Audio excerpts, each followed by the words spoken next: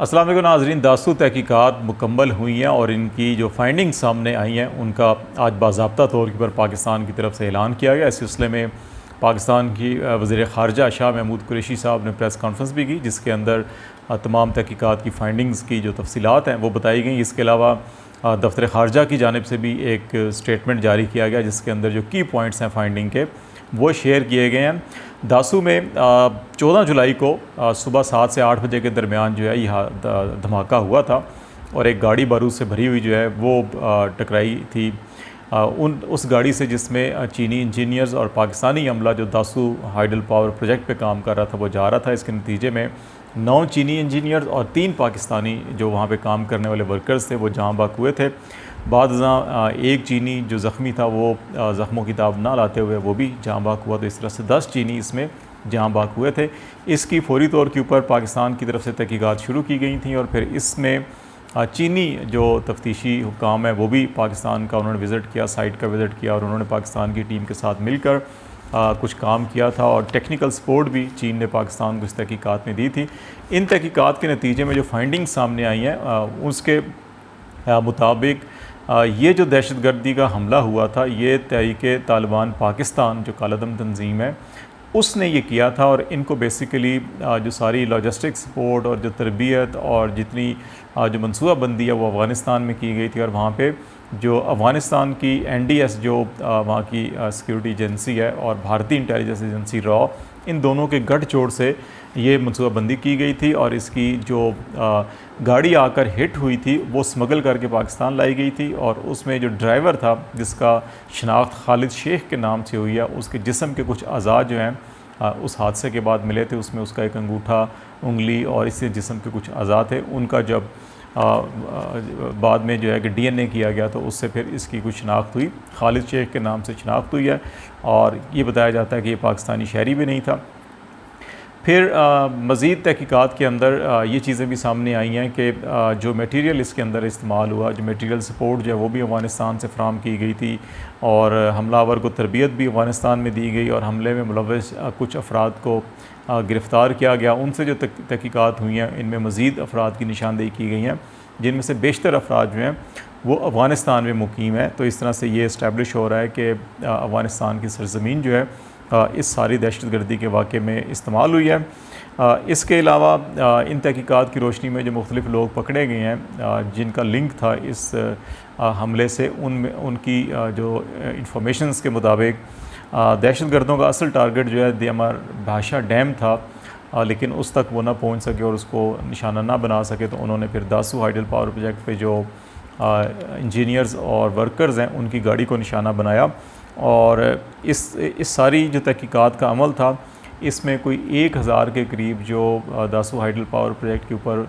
Workers हैं, जो इससे अलाइड जो भी वर्क था उसमें जो लोग पाकिस्तानी लोग शामिल थे उनसे भी पूछताछ की गई और तहकीकात की गई, जिसके बाद इस नतीजे पर पहुँचे गए हैं। अभी पाकिस्तान ने इस वक्त तक की जो तहकीकात हुई हैं तो उनकी जो फाइंडिंग्स हैं वो अफ़गानिस्तान हुकूमत से शेयर करने का फ़ैसला किया है और ये अभी फ़ैसला किया गया है कि अफ़गानिस्तान से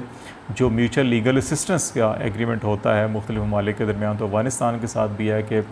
दो तरफ़ा बामी जो कानूनी मामनत की जाती है उस सिलसिले में अफ़गानिस्तान से रिक्वेस्ट की जाएगी कि पाकिस्तान को वहाँ तक एक्सेस दी जाए या जो अफराद की निशानदेही हुई है उनको वहाँ पे अरेस्ट किया जाए और उनको पाकिस्तान के हवाले किया जाए और तहकीकात को मज़ीद आगे बढ़ाने में ताकि मदद मिल सके। ये तहकीकात जो है ये म्यूचुअल लीगल असिस्टेंस की जो रिक्वेस्ट की जाएगी किस हद तक कारगर साबित होगी या अफ़गानिस्तान किस हद तक जो है ताउन करेगा, ये अभी तो देखना बाकी है। लेकिन रिसेंटली इस्लामाबाद में जो अफ़गान सफ़ीर की साहबजादी का अगवा की जो रिपोर्ट की गई थी पाकिस्तान हुकाम को वाक़े की, तो उसकी जो तहकीकात हुई थी उसमें पाकिस्तान ने अफ़गानिस्तान को म्यूचुअल लीगल असिस्टेंट के तहत ही तावन और मामनत फराम की थी और जो अफ़गानिस्तान की तहकीकाती टीम आई थी उसको इस्लामाबाद में मुख्तलिफ़ हुकाम तक और मुख्तलिफ़ मकामात तक जो एक्सेस दिया गया था और तमाम जो पाकिस्तान की फाइंडिंग्स थी और तमाम जो CCTV फुटेजेस थी वो भी उनको दिखाई गई थी, जिसके अंदर बड़ा साफ दिखाया जा सकता है कि जो अफ़गान सफ़ीर की साहबजादी हैं वो अगवा नहीं हुई थी बल्कि अपनी मर्ज़ी से इस्लामाबाद पिंडी के अंदर मूव कर रही थी और वो फ़ोन से मुसलसल किसी से रब्ते पर भी थी। तो इसी तरह अब पाकिस्तान जो है अफ़गानिस्तान से म्यूचुअल लीगल असिस्टेंस के तहत जो है कि वो दरख्वास्त कर रहा है कि अफ़गानिस्तान जो है इसमें ताउन फराहम करें। अब देखते हैं अफ़गानिस्तान की तरफ से क्या जवाब आता है, और अगर अफ़गानिस्तान की हुकूमत ये समझती है कि उनके इदारे या उनके हुकाम जो हैं कि इस सारी दहशत गर्दी के वाक़यात में मुलव्वस नहीं है और उनकी सरज़मीन इस्तेमाल नहीं हो रही है, तो डेफ़िनेटली वो इसमें पाकिस्तान की मामनत और तामुन करेंगे। लेकिन अगर उनकी NDS वाकई इन तमाम वाक़यात के अंदर मुलव्वस पाई गई और इस किस्म की जो सबूत फराहम किए जा रहे हैं इस तमाम तहकीकात से मुंसलिक जो हैं, और वो ताउन नहीं करते पाकिस्तान के साथ, उन अफराद को वहाँ पे कार्रवाई नहीं करते या अरेस्ट नहीं करते या पाकिस्तान के हवाले नहीं करते, तो फिर ये समझा जाएगा इसमें पाकिस्तान हक बजानिब होगा कि अफ़गानिस्तान की सरज़मीन इस्तेमाल हो रही है, और उसको जो अशीरबाद या बैकअप जो हासिल है वो वाकई NDS और रॉ का जो नेक्सेस है उसमें जो उनकी इस्टेब्लिशमेंट है या उनकी सिक्योरिटी एजेंसीज़ हैं या अफ़गानिस्तान की हुकूमत में जो हुकाम है उनकी बैक उनको हासिल है। दूसरी अहम बात जो सारे मामले के अंदर जो है जो गौर तलब है और तशवीशनाक है वो ये है कि इसके जो गाड़ी इस्तेमाल हुई वो स्मगलिंग की थी। पहली बात तो हमें अफ़गानिस्तान के ऊपर अगर फेंसिंग जो है वो 90% हो चुकी है और इसके साथ साथ जो है कि ईरान बॉर्डर के ऊपर भी हम फेंसिंग कर रहे हैं, तो फिर स्मगलिंग की जो है कि रोकथाम होनी चाहिए, पहली बात। दूसरी बात यह है कि पाकिस्तान के अंदर अगर स्मगल शुदा गाड़ियाँ अगर इस तरह दनाती फिर रही हैं और उनके अंदर जो है गोला बारूद भी भरा हुआ हो और जो धमाका खेज़ मवाद भी उनके अंदर नस्ब हो, और क्या ना कस्टम हुकाम, ना पुलिस हुकाम, ना मुतलका इदारे ऐसी गाड़ियों को जो है कि चेक नहीं कर रहे, ये भी बड़ी तशवीशनाक बात है। और तीसरी बात ये कि जिन इलाकों में जो ऐसे सरमायाकारी के या ऐसे तरक्याती या तामीर व तरक्की के मंसूबे हैं जहाँ पर गैर मुल्की इंजीनियर्स और गैर मुल्की कारकुन जो है वो काम कर रहे हैं, बिलखसूस चीन के हवाले से, क्योंकि चीन के इंजीनियर्स और कारकुनों को और चीनी बाशिंदों को पाकिस्तान में पिछले कई सालों से टारगेट किया जा रहा है, क्योंकि जो क़ुव्वतें पाकिस्तान के अंदर पाक चीन तल्लुकात या CPEC को आगे बढ़ता हुआ नहीं देखना चाहती, वो मुसलसल चीनी इंजीनियर्स और उन मंसूबों को निशाना बनाते हैं जिनके साथ चीनी हुकाम जो है मुंसलिक हैं। तो ऐसी मकामात या जहाँ पर ये इस किस्म के मंसूबे हों वहाँ पे जो सिक्योरिटी विजिलेंस होती है वो बड़ी ज़्यादा होती है, और हर वहाँ पे अनजान आने जाने वाले लोगों के ऊपर नज़र रखी जाती है, तमाम मशकूक गाड़ियों पर नज़र रखी जाती है और उनको पहले चेक किया जाता है। तो एक तो ये बात कि ऐसे हसास इलाकों में गाड़ियाँ जो हैं स्मगल की दंदनाती फिर रही हैं, उनके अंदर गोला बारूद नस्ब है, उनको नहीं पहले देखा जा सका। और फिर जो इन इलाकों के अंदर सिक्योरिटी विजिलेंस की जितनी होनी चाहिए थी, अभी वज़ीर ख़ारजा शाह महमूद कुरैशी साहब ने कहा है जी कि हम उन तमाम एरियाज़ के अंदर जहाँ पे